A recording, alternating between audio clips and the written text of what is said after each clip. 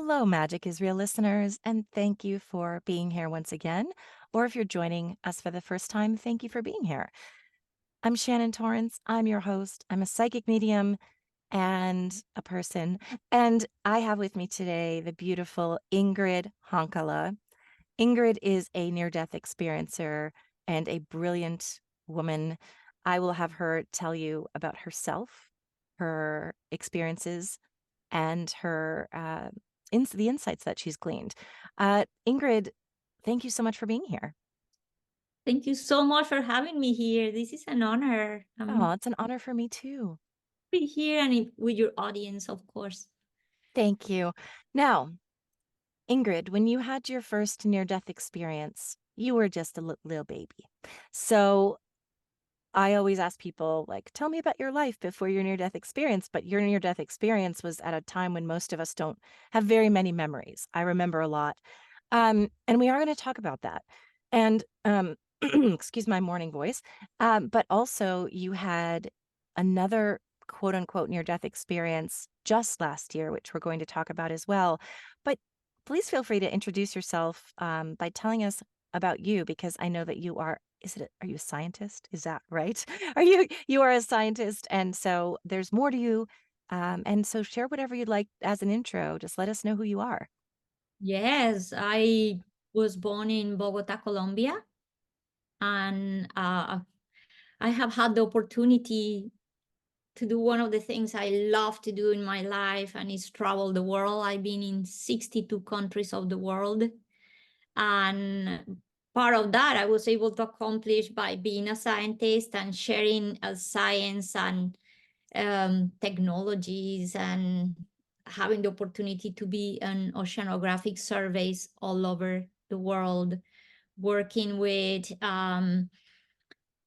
in amazing places. Like at first in Colombia, I worked with the Environment Ministry of Colombia and the Ministry of Environment, and it was an incredible few years working with mangrove ecosystems and creating programs to protect them and creating consciousness in people and ways to manage the resource in a conscious way, in a manageable way. So this was just incredible. Then I had the opportunity to go to Europe.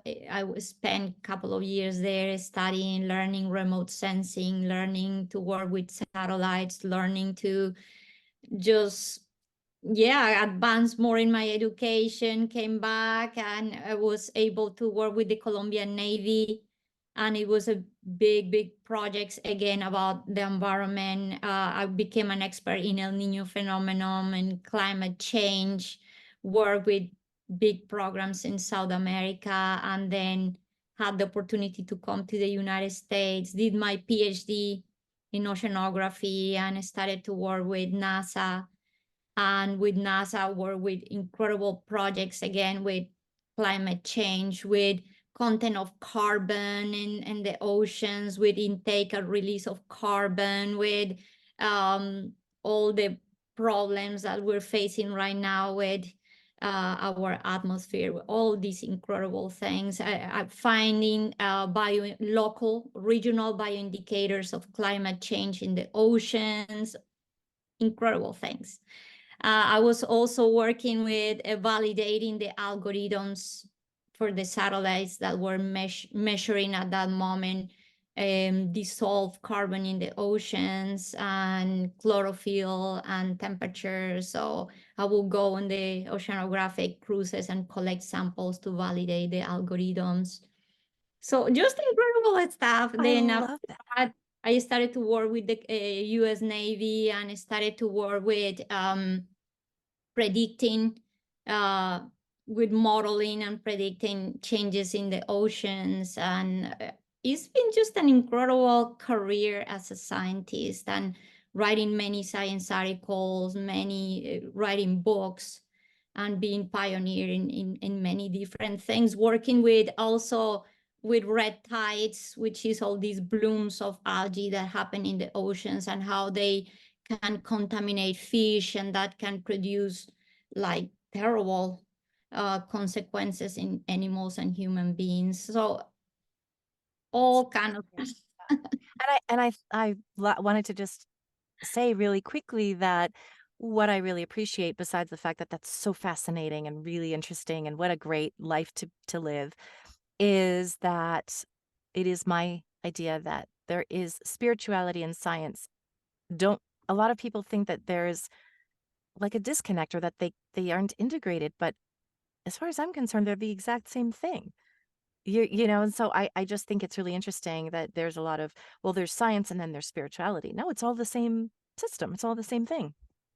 Yes, and now that you mentioned that to me, and from my own experience, and incredibly, I was a spiritual before becoming a scientist. So Yeah. this is the other thing I said to people. I always bring the clarity that in my experience and in my eyes, spirituality is science. Because I said to people, for you to be spiritual, you really have to apply the scientific method. How? Yes. That because if you don't, then everything turns into a dogma, into a belief. If I always put the example, imagine that there's a sky and it's completely covered with clouds. And I come and I say, oh, Shannon, I have discovered that beyond those clouds, there's a sky.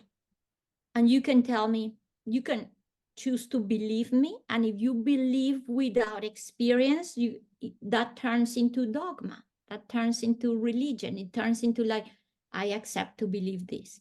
But what happens if you say, not because because some people condemn doubt. No, is that you say, you know what? First, I choose to believe that what Ingrid is saying, in the sense is like, I'm going to build my own airplane, and I'm going to come from that premise that, yeah, there might be a blue sky up there, but I'm going to prove it. I'm going to experience it myself. Yes. You go, you build your airplane, you put your theory, your hypothesis, whatever it is, and your problem, and you said, okay, I'm building this airplane. Now you go on the airplane, you cross the sky up there, you cross those clouds, and you said, yes, there's a blue sky, and you experience it. So now you can compare and you have a result. So Yes. at the end, but it all came from the place of observation, the place of listening, the place of, at the beginning, there was an idea, and there was like what we call a mental process, and it turned into experience. So from mental process turned into knowing, So truly. well said. And this is another thing, Shannon, like we can talk more about this, but I started to communicate with what I describe as beings of light since I was little. And that communication continue and is still happening nowadays. And people come and ask me, how those beings are not evil, or those beings are not misleading you, or those beings Yeah. are the true thing? And I said, because from the time I was a little child, these beings guided me to look within. From the time I was a little child, they say, do not believe in anything we said blindly. Yeah. Experience it yourself. Exact same thing. Go within. So in any level of or dimension of whatever, any reality, if a person, a guru, a master, an angel, a being of light is pointing you to go within, that is the truth. If somebody come here and say, I am your guru, your master, you have to listen to me, run. That's Thank not the. you. I just watched a documentary about a cult. Off the, it just horrible. Yeah, so I love that you said that. Thank you. And I would love to know, I know you were only 2 years old when you had your first near-death experience. Do you remember having had I remember when I was 2 because it was there was a lot of stuff going on with me that was pretty profound, and so I do have memories because there was a lot of intense stuff that happened, it wasn't bad. It was just, for me at the time, very overwhelming. So, do you remember having had these kind of communications before your near-death experience, or do you think it was the near-death experience that opened that? up for you because your soul connected with the other side. I think the near death experience that I had at that age opened the possibility for me to even go back and have the memories. I Mm, don't know if I cannot know. I don't know if I would sure. have memories of before if I didn't have that experience. Maybe not. Mhm. But because I had that experience, it opened up not just for my memories previous to having the experience, but past lives too. Yeah. So these and it didn't happen right at all at the same time. And my memories of my past lives started to happen spontaneously when I was 16 years old. So, but everything just started to progress. Like from there, evolve. I started after my near death at 2. I started to have out of body experiences. I started to have communication with beings of light. I started to see spirits. So it just happened as a progression. When I came back from my near death, before previous to that, I could not read, right? I was going just to be Yeah. 3 years old. I came back, and not long after, I could read, I could write, I could resolve mathematical problems, I could paint, I Mhm. could put together complex puzzles. So it's like people ask me, how can you remember? And I said, how can I forget? Right. And It just, and starting because the experience itself was very traumatic. yeah. And then it opened, I don't know, for me, the door to have memory. So after that, I have what is called photographic memory. And on top of that, I can remember even things of the time when I was an infant. I can remember the first time, Shannon, I was aware that I was breathing. And Wow. it caused me a big shock. Like I didn't understand what was happening. And I can even say it's the first time I have memory of feeling fear. Yeah. And I remember have memory when I discovered my hands. I had memories of looking at my mom from the crib. I have memory. Oh, I have many, many So memories. So cool. like, and then now going back at past lives. So yeah, that just opened. Yeah, no, I definitely want to talk about the past life stuff. So don't let me forget that. But we'll start with I know that you were 2 years old, and I have been a child care provider almost my entire life, a nanny, daycare worker, and this is like my worst nightmare. But could you tell us, you don't have, yeah, like tell us as much as you'd like to about that experience first. Oh gosh, I think you would have been my nanny. It would have been not easy. It I'm sure you were so cute. I was very rebellious because when I came back from my near death experience, first I look at myself and I said to my mom, I'm not this child. This is not who I am.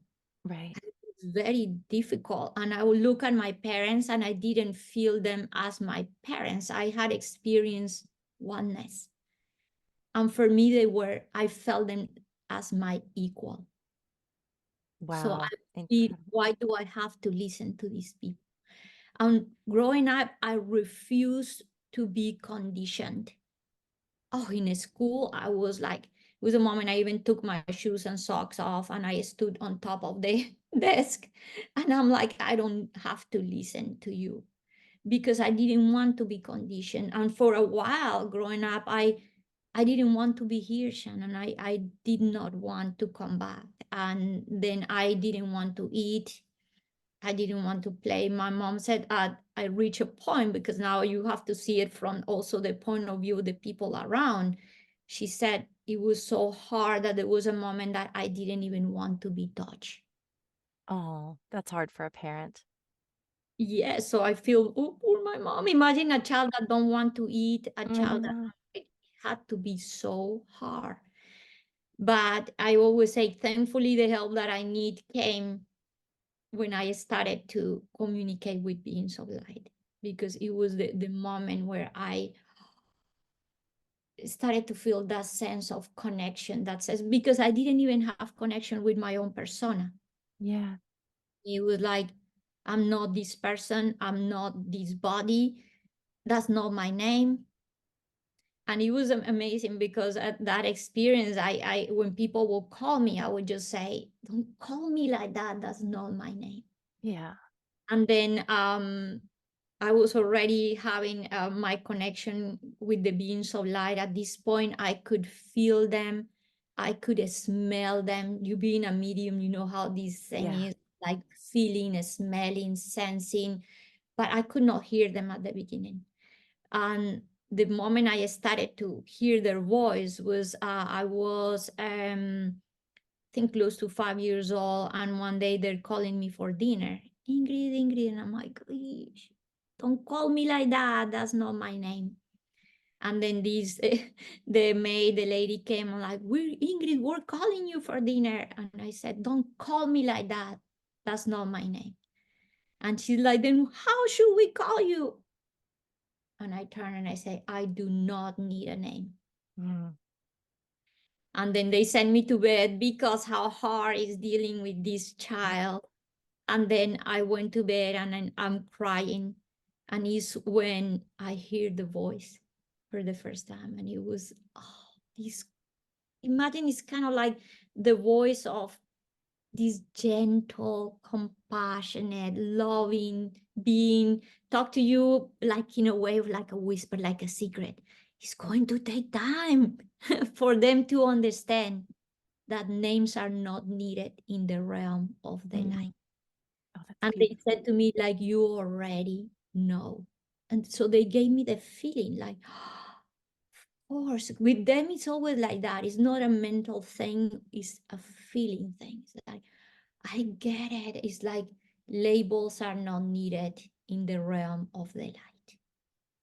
Of course, later I understood and rather that with my human experience and all of us names are beautiful, they carry energy, we need them, but now I knew I'm not crazy. I Oh, understand why I don't need a name. But they also told me at that moment that it was important that I did not talk about this because people could not understand. yeah. But that was my experience, Shannon. And I was like, what is not to understand? What are you talking about? But later, of course, I started to realize when I talked to people, when I brought up beings of light, I started like, oh gosh, yeah, this child is dreaming, this child is making stories, this child has a big imagination. So that was really hard. And I think what helped incredibly is they said there will be people in your path that is going to validate you that and are going to help you. And one of the first people was my mom, thankfully, because at that point I was so confused. I didn't know what to do. And in school, I went to kindergarten, started to paint beings of light everywhere because they said don't talk about that. But I always joke and say, but they didn't say don't paint about it. So I That's was funny. painting beings of light everywhere. And it's when the teacher was very curious, what is that? Like the sun, the stars? What is this child painting this everywhere? And I said, no, those are my friends, the beings of light.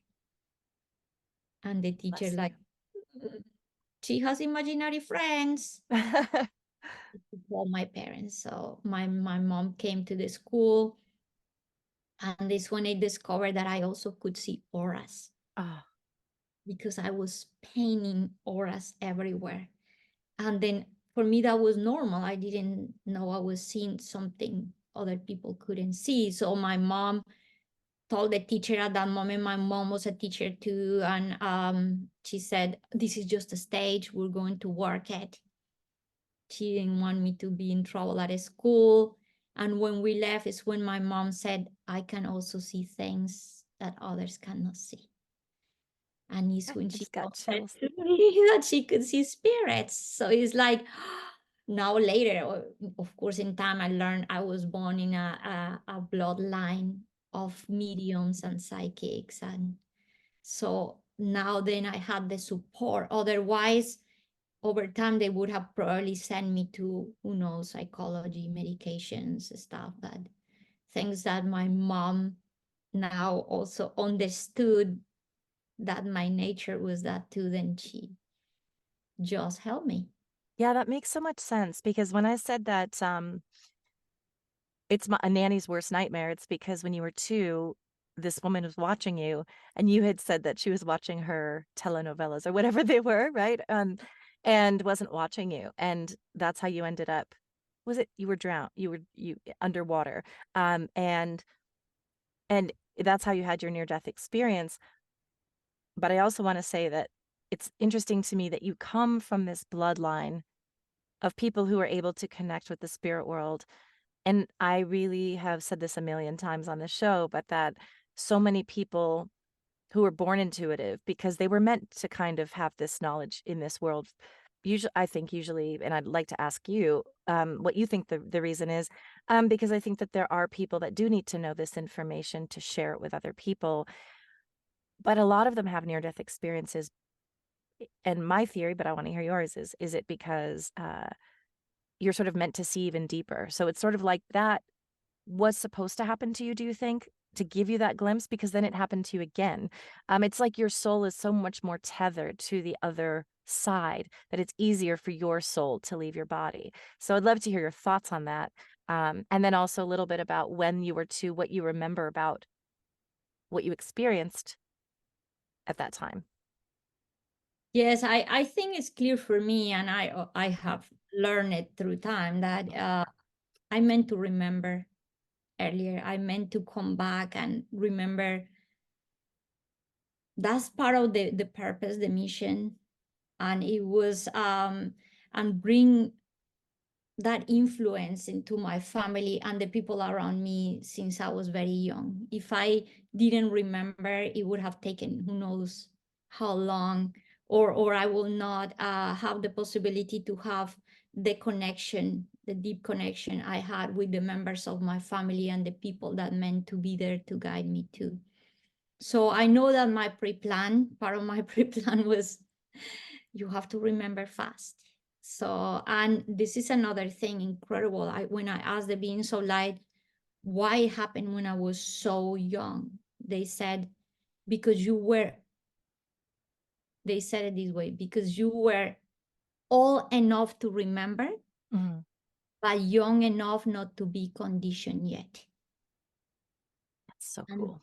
that is so amazing because, of Yeah, course, it's the part that the experience is so pure. I didn't even have at that age any. I look at my son and I said, at 2 or 3, he didn't even understand that. He didn't even know what that meant. I remember I paid very close attention. When did he really got to the age where he could understand what that meant? Because I wanted to compare. I wanted to see. And I remember it was very late. It had to be 5, 6 before he really understood what dying and death and all that was. And I said, I was only 2. yeah, So it was that clarity that you had to be this pure being with no preconceived ideas, with nothing there. And now I came and I had all these clarities. And I had that knowing. And of course, I didn't have the language, I didn't have the way to express it, but everything started to make sense through time. People say that when a child has a near death experience, it takes about 30 to 40 years to integrate the experience. And yeah, it took many, many years and many spiritual teachings and many understandings to put it all together. Like, I get it, and to ask the right questions and to get the right answers. right. But yeah, it took time. And this is the other thing. I later I asked the beings of light what was the purpose of that experience too.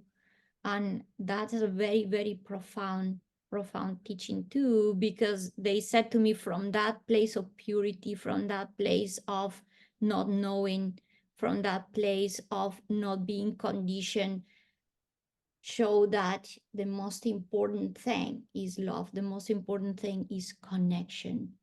And when they said that to me, I said, you meant to bring here the message of the power of connection. And I didn't even understand like how, and we can talk a little bit of the experience itself. But when I died, I drowned, like you mentioned, I went to meet the maid that's supposed to be taking care of us, and she was listening to radio novelas, and or also operas. In Spanish we say Yeah. novela. And my mom, she had to go work, and she didn't have a car. She was walking. She was far away from the house, about 10 minutes. She was close to her bus stop. And first, after I left the body, I saw my body. The body was, that was the big impression. The eyes were open, the body was there, and I was like, oh, that's my body. Mhm. And then there was another thing that happened there. I was born as a very sick child. There was a purpose in that too, because we were saying, oh God, why a child is going to be born so sick? And I didn't even know, Shannon, what well-being was. I spent almost 3 years of my life very sick, very unwell. I was born with respiratory problems. I had asthma, I had bronchitis. I was a very sick child. And this is the first time being in that realm of the spirit, and I was in a state of absolute well-being. And then why I was born sick? Because that gave me contrast. If I was born as a very healthy child, if I was born in a family where all the connections and love was perfect, maybe I have the experience and I cannot remember it, because there was not really big contrast for me to remember. But because I was born so sick and I was experiencing so much well-being, when I look at the body, I was like, oh, I'm not going back there. Forget it. So I even had that clarity. And I was amazed of the capacity later of thinking that I could make that choice. And at that moment, I was like, I'm not going back to the body. No, thank you. I turned around and I left it behind. And then I had experience of seeing flowers, experiencing absolute peace, absolute silence. Oh, just, it is indescribable. Just joy and embrace and love and all that.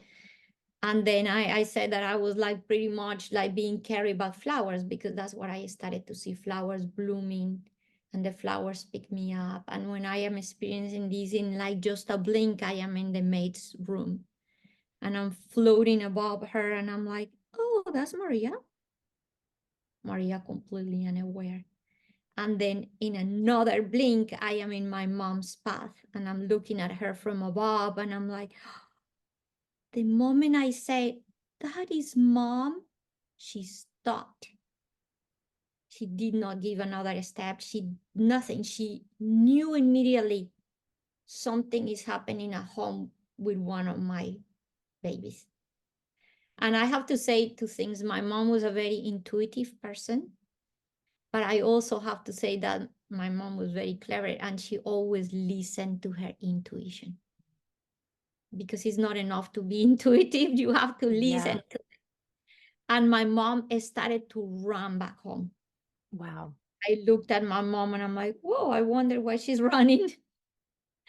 And then we can talk about that after, but many things happen after that. But what I want to share right now is how I started this part, and what was that message of connection? So what happened is that when I asked the beings of light and they said, you meant to bring the message of the power of connection, they said, remember when you saw your body and you left it behind? Said, guess what? That was a choice of the ego. That was the ego mind that was still in you. And that ego mind was going to say, oh no, I'm not going to suffer. I'm not going to have that experience. Forget it. But they said to me, that was not your purpose. They said there is a universal purpose that goes beyond the needs of the ego. And your purpose was to come back, remember who you are, and bring these messages. And then he said, that's the reason why you went to look for help with the maid and with your mom. Wow. I said, of course, in my ego mind, no, how did I go and ask? Because I wanted to stay. I didn't want to come back. And then they said to me, so when you went to the maid's room, what happened? No connection. She could not hear you. What happened when you went to meet your mom? Unconditional love, absolute connection. They said, look, love doesn't have barriers. They even said, you are the proof that the connection between the spiritual realm and the physical realm is real, because you came back to tell, because you were up there and you talked to your mom. And my mom being 10 minutes away from home, she was the one that saved me. She knew, she phoned me, she knew where I was. When she went into the house, she went directly to the place where I had drowned.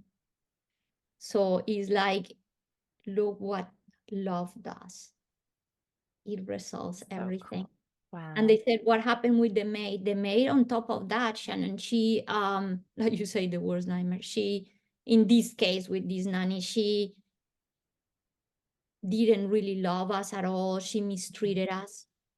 So there was no connection at all there. And this is what they say.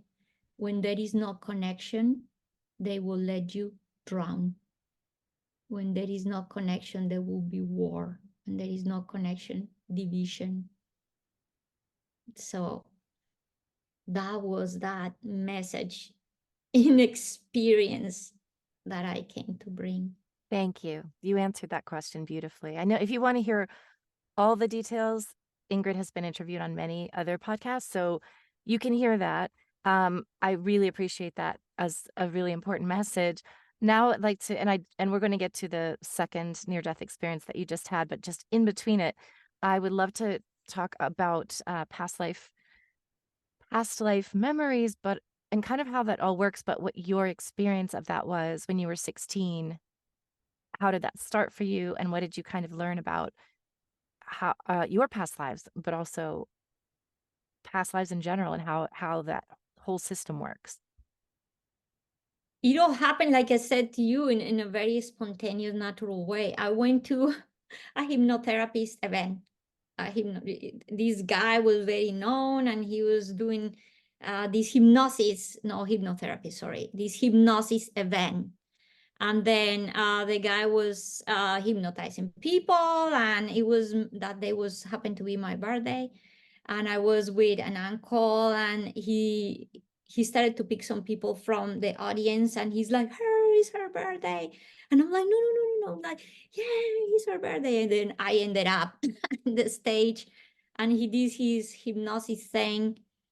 And I've been practicing meditation since I was 8 years old. And I had already experienced, and I had many out of body experiences after my near death, but it was that I didn't know that in a moment like that, that somebody could guide you to have an experience. For me, everything happened in a spontaneous way. So I'm sitting there in the audience, or right there doing the whole thing with the guy. And the moment he does his hypnosis thing, I just relax. And when I relax, now I had an out of body experience, and I'm looking at the audience from above.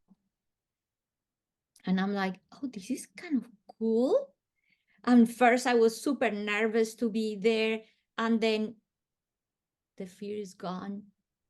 All that is gone. I'm like, this is so good. This feels so good. So I am in my experience there, and the guy now is asking me to come back, and I'm not coming back.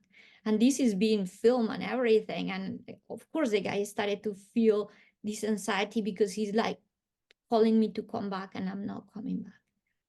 And then when I sense, I am an empath. When I sense his Yeah. fear, his nervousness, I'm like, oh, what am I doing to this guy? And I am back, and he's like, what just happened? And then after that, everybody's asking me, what happened? What happened? And it was like pretty shocking thing. And I'm like, he just did a really good job. Yeah. To hear. Yeah. And then I became very curious. I'm like, I want to know more.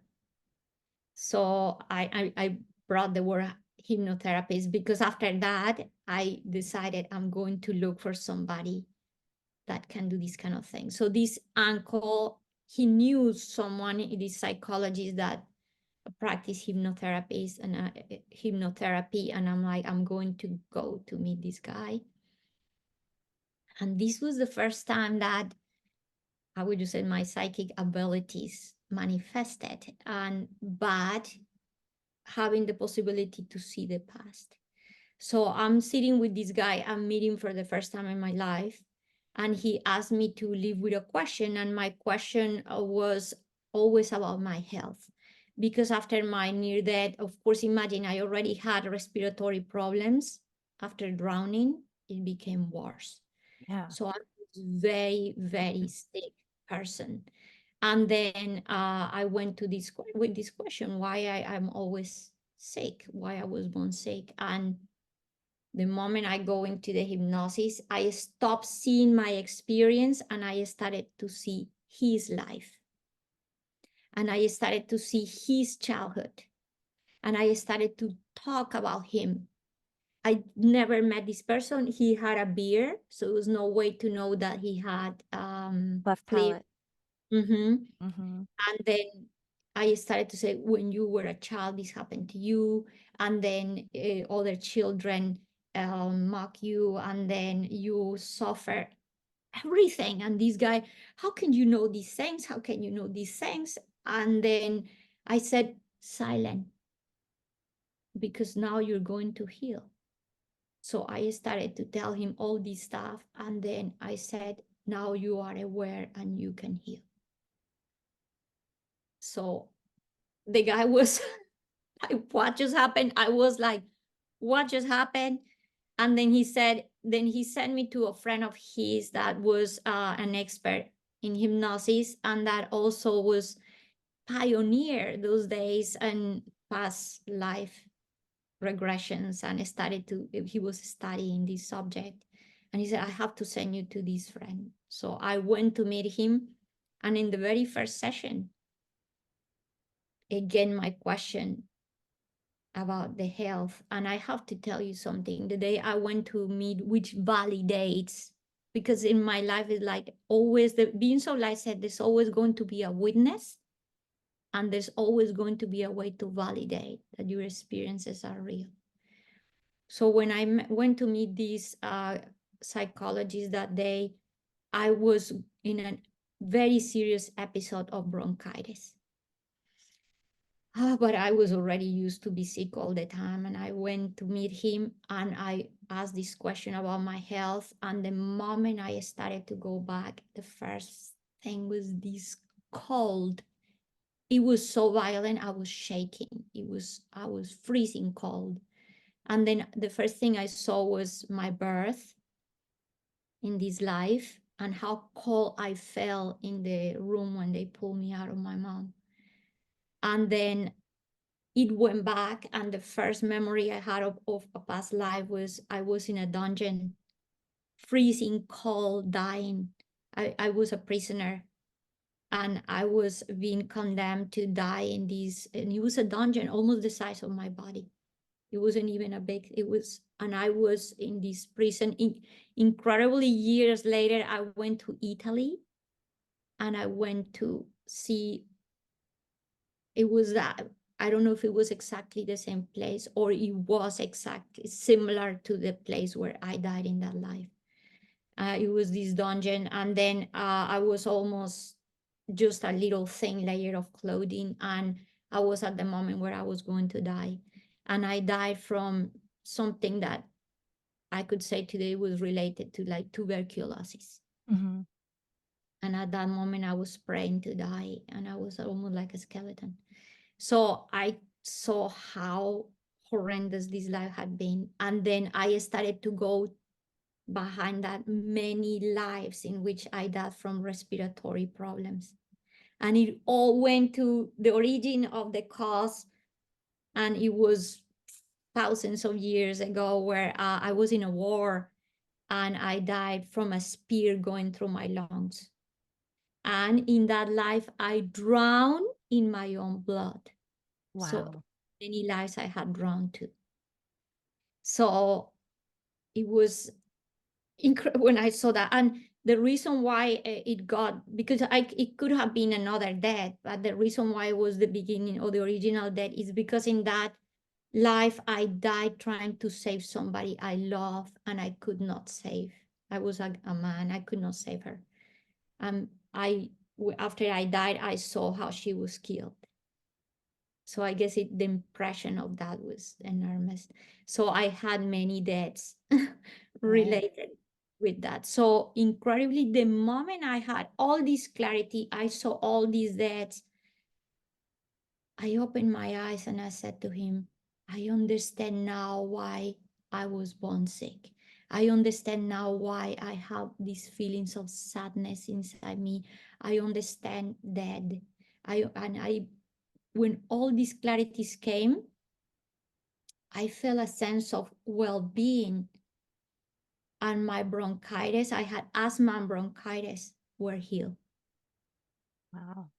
And from that day on, Shannon, I was never, ever sick again.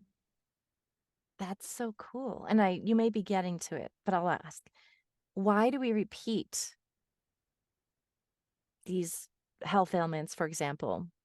Because what if we don't know about past life, past lives, or don't believe in them, or don't know? How does the knowing kind of heal that? Or why would, what's the sort of spiritual purpose of us suffering the same ailment throughout our lives, or the same even spiritual ailment? Is the moment in which we have consciousness, awareness, clarity, and having that clarity and it not just about seeing the experience, but knowing the purpose. And the purpose is like going to that place of having that clarity and that understanding and that knowing. It was like, and I said to people ask me, do I have to have past life experiences? Do I have to Yeah. go and learn about my past? And I said, not really. Yeah. Not really. In my case, this presented this way, and I'm grateful that it did. But I said, people, look at your life today. Mhm. What are your patterns? What are your habitual way of living? What is your conditioning? What are your beliefs? Look at your life today. What are your emotional state of being now? How is your psychic? And by looking at yourself now today and working with your emotions, and that's are the teachings I share now, and I guide to people to use their senses and to use their emotions and to use their thoughts as a way of waking up, as a way of becoming present. I love to use this sentence: what is in the way is the way. Then if you have the opportunity to go and know and remember other past lives and maybe heal from there, is okay. But if you don't, look at yourself now. Know thyself. Become an observer of yourself. Am I being reactive? Am I being a person that is unconscious? How am I responding to life? If we are reactive people, we know that we already have a lot of work to do. And then again, I teach techniques, very amazing, that I have learned too through time, of how become the observer of yourself, how have a life of presence, how have a life where what is in the way is fueling your awareness, is bringing you to remember who you truly are. And sometimes actually people ask me why we forget. And I said to people, why you want to remember stuff that, if we cannot even deal with the stuff that we are experiencing in this life, our traumas, our difficulties, our challenges, why you want to go back and remember a bunch of stuff that is pretty probably hard and difficult? Right. If we resolve our life here and now, we resolve all our lives. That's great. Thank you. Yeah, all of what you said is wonderful, and there's so many ways to do that, and I love that you teach that. And also yeah, there's therapy. I did 12-step, and that revealed a lot of my patterns, and then had to look at, oh wow, I've that's why I think everyone should do the 12 steps, whether they're an addict or not.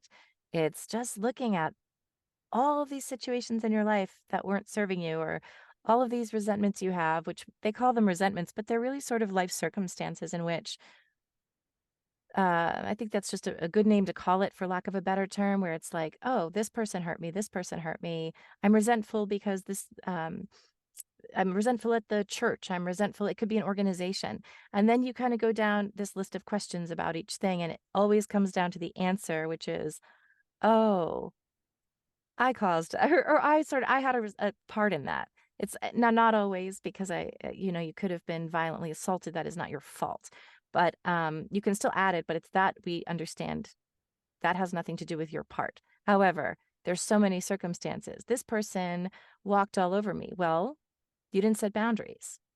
But mine Mhm. was always, I was too nice and too accommodating and a people pleaser, and I didn't set boundaries. So that's why all of these things happened to me, which is, it didn't happen to me. It happened because, oh, well, if I had just put my foot down, that wouldn't have happened. And so I had to look at how I'm putting other people's needs first all the time, and how that has been the crux of my endless problems. It's like, well, no wonder you have emotional problems, because you don't have self-esteem, and you don't have boundaries, and you're letting other people treat you poorly.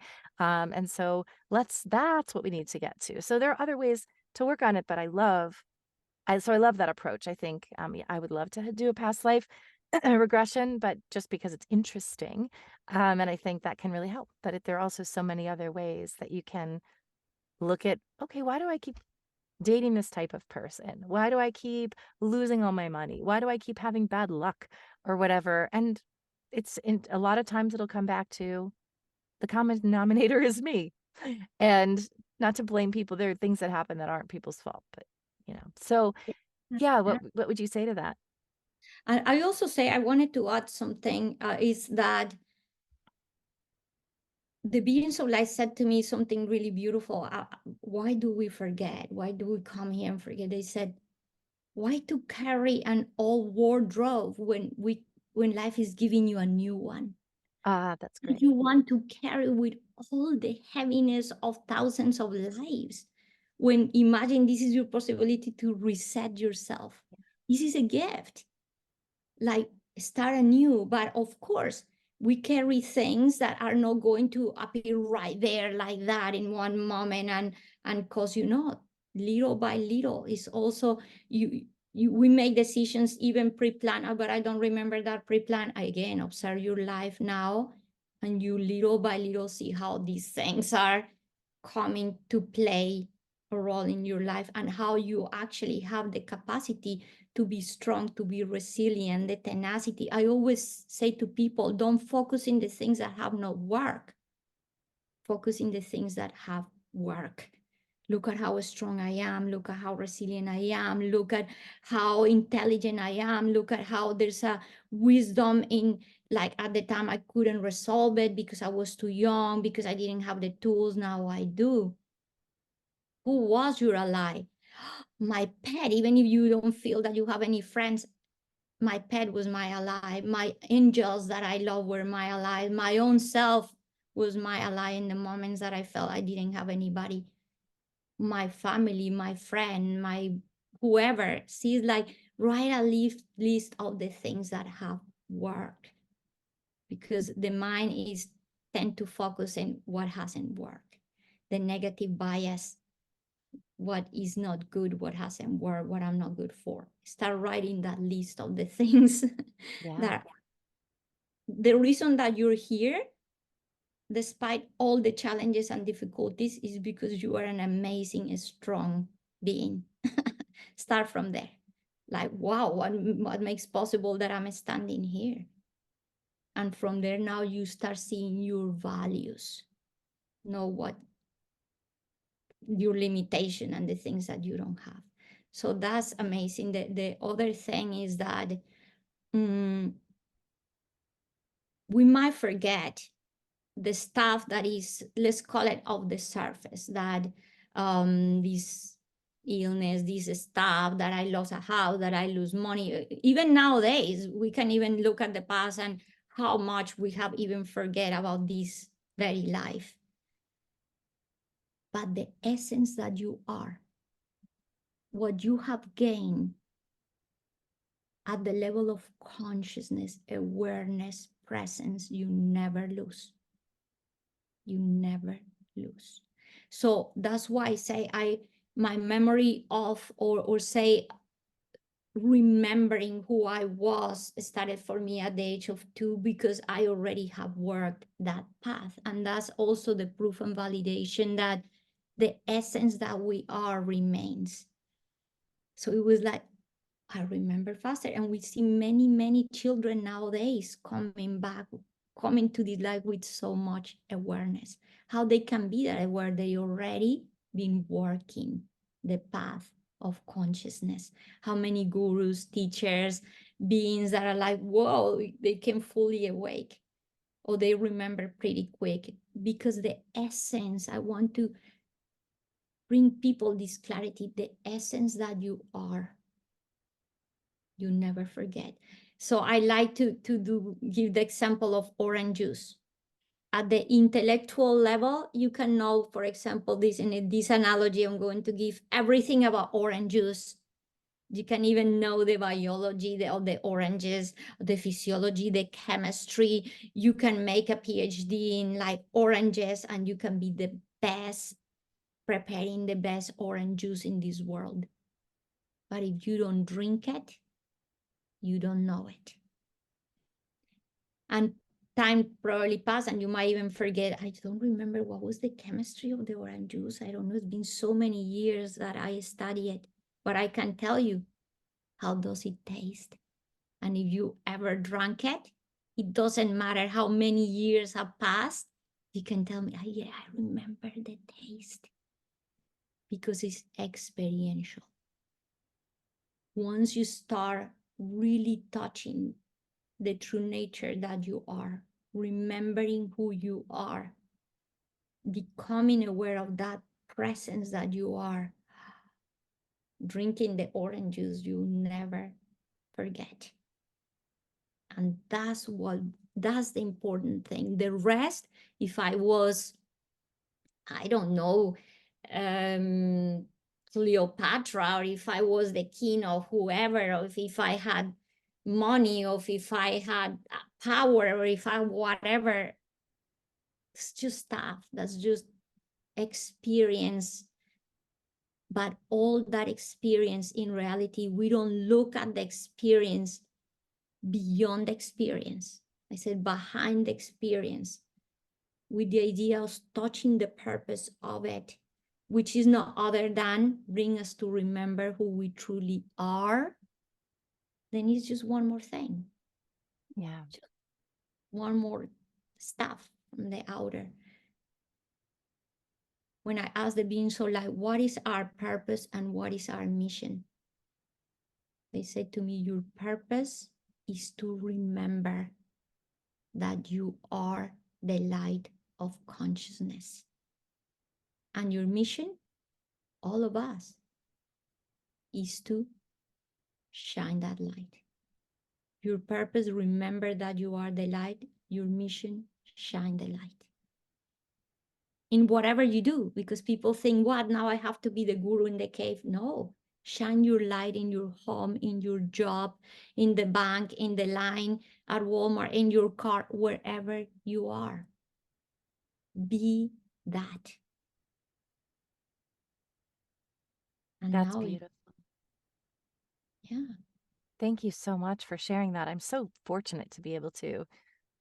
It's like to be able to receive all of your beautiful messages personally, and I know that all my audiences will too. Um, so last year you had a surgery, and what happened?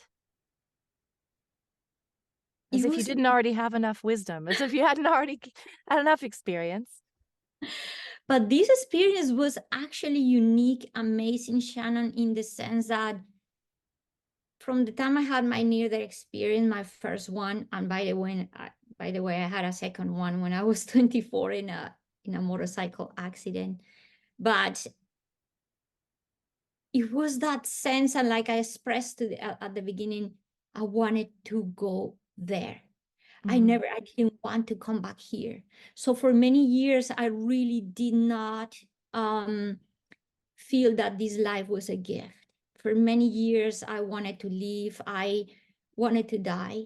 I thought about that for many years. When I had my big awakening, I said about 12 years ago is when I finally started to make peace with the idea, my humanity has a purpose, all that. This is the opportunity to experience contrast, to know myself, to heal, all this stuff. But it was always that sense of like out there. But it comes a teaching that I started to receive since I was a child, and it's in the scriptures. What is the kingdom of heaven? Where is home? And when I was little and I was having my auto body experiences and I first met the beings of light, it was in that realm of the light. It was that sense I want to go there again. And when I started to see them here on earth is when I started to feel, I don't need to go there. I'm feeling that joy here, but I was still confused how this can be. So it took many years and another near-death experience to finally understand it or to finally experience it, like the orange juice. So I went to this surgery, and before the surgery, I already knew that something was going to happen. So I told, and I was guided to the right doctors. I had to change doctors, everything, because I knew the other doctor wasn't going to listen. And I said to this doctor, something, you have to monitor my blood pressure. You have to. And because I was so on it, she called the anesthesiologist. I said, I'm very sensitive to anesthesia. You have to monitor my blood pressure. And then during the procedure, that's supposed to be a simple procedure, I went under general anesthesia, and there was a moment in which my blood pressure went down all the way.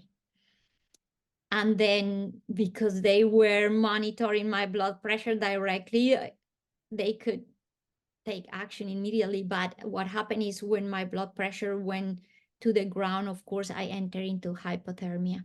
So this is all happening to my body, a procedure that's supposed to be so simple now. It was crazy. But while they're dealing with my body here, what happened in the spiritual realm at the deeper level was that it was again that sense I experienced in my first and second near-death experiences of like, oh, peace. I was back in the realm of the light. I already knew this feeling. I already knew where I was. And then at that moment was the first time, Shannon, that's why I mentioned the second near death, is because it was the first time from the three, the other two, I was never asked. I was sent back, period. This is the first time I was asked if I wanted to stay or I wanted to go. And I was incredibly, because usually people they are said, you have to go back, or like me, nothing is said, but they asked me. And then the moment they asked me if I wanted to stay, oh, of course I want to stay. Again, it was the needs of my ego. It was like, of course I want to stay. This is heaven. This is like a 10 diamond resort. Yeah. And then something happened. The moment I heard, or you want to go back. The moment I heard you want to go back, I guess since I've been practicing presence, since I've been in the state of wanting to be a conscious being and expressing that presence all these years, through my beingness, my actions, my everything. At that moment I said, oh, is this a test? So I was conscious. And I said, but this come the next thing. I was not feeling that somebody was testing me, that anybody was judging me or testing me. I knew I was part of it. Is this a test? I'm proving myself. I'm testing myself. And I said, because if God is everything, if God is everywhere, and absolutely, absolutely everything is a manifestation of God. So where is here and where is there? I said, in reality, there is no here and there is not there. That's deep. And at that moment I said, if I can be in peace, if I can be in God, no matter I am already there. And then the only thing that came to my mind at that moment was like, leave me where I can serve God the most. And at that moment, up to that moment, this is incredible, Shannon, because when you're in that state of being, there's no judgment. And when there's no judgment and there's not attachment, then I was not for a moment I ever thought my husband, my son, my family, how can I do this? There's no judgment. So at that moment, I knew everything is all right. If I decide not to come back, everything is all right. Everybody's experiencing what they have to experience. There is an order. There is purpose. And then there was nothing of be afraid of, attached to, criticize, judge. But the moment I said, give me where I can serve God the most, is when the anchor, something that anchored me, something that was going to bring me back had to happen. And then at that very moment, I'm like, oh, my son, my husband, my family, and all the emotional attachments and all the stuff that could anchor me happened. And then I was back. But that's when I realized I understand with my entire heart. Home is not a place, it's a state of being. The kingdom of heaven is here and now. And my job is to resolve myself here and now. And I swim for the first time, I started to see life, my life as Ingrid, which is a parenthesis in the eternity of my soul, as my opportunity to correct what I have not corrected, to see what I have not seen. This is again the opportunity that brings us the biggest contrast, so we can see what is hidden, we can find our shadow, we can correct. So I started to think about incredibly like near-death experiences. People say, I want to have a near-death experience. And now I said, no, we have to have a near-life experience. We have to live. We have to see that every one of the moments that we are here, hard. I know it's hard, I know it's difficult, but it's also joyful, but it's also an opportunity. And it's when that sentence that maybe you have here, many people have here, nothing is happening to us, it's happening for us. So I can remember who I am. So I can go back to my true nature. So I can, is the contrast. I said, people, how could you know who you are if you don't know, like, or I can say, how you know what you like if you don't get to know what you don't like. If I don't like this, then oh, I like it. If I don't like this, this is what I like. I said, how can you know health if you never have been sick? And how can you appreciate it? How can you know joy if you never have been sad and you can appreciate it? Just by experiencing this contrast. So now it's like, let's live and through this contrast and this life, go back to your heart, go back to your core, go back to your essence. That is the most beautiful, that right there is a whole TED Talk. And I am so honored that you are sharing that with me and with my audience. That was just beautiful. Thank you. I wanted to thank you so much for taking the time and energy to do what you're doing. And I know that you do it all the time, but I just want to give a special thanks because I know that you've told your story and you've shared so many insights so many times, and you keep bringing the passion and the emotion and the connection that we both know is so important. So, is there anything else that you'd like to say? And also, I'll have links for how to contact you. How can people work with you and learn from you? Do you do one-on-ones? Do you do groups? How does that work? Yes, yes, I do one-on-ones. I for a while I was doing mentorings, and I will come back to that next year. This year I was very focusing working with myself even deeper, because everything I share in my one-on-ones, in my talks, in my presentations, in what I do with people, I experience it myself. Yeah. And I always say to people, this works because I've done it. Yeah. And then I work with group of people, and this work for these people. So it's proof, and it's like this, whatever it is works. I would not teach it if it didn't work. So yeah, I through my website, people can learn more about me, can find ways to work with me, again, one-on-one, or in the future, I'm going to open more to work with groups.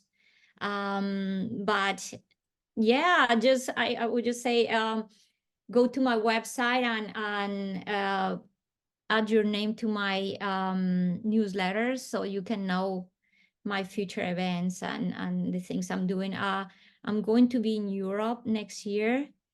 I will be doing a retreat in a city close to Barcelona, Spain, and I thankfully will be also talking in London and in Madrid, and we will see where else, which other opportunities present in Europe. That's amazing. I was hoping you would say retreats. Thank you, Ingrid Honkala. The website link will be below.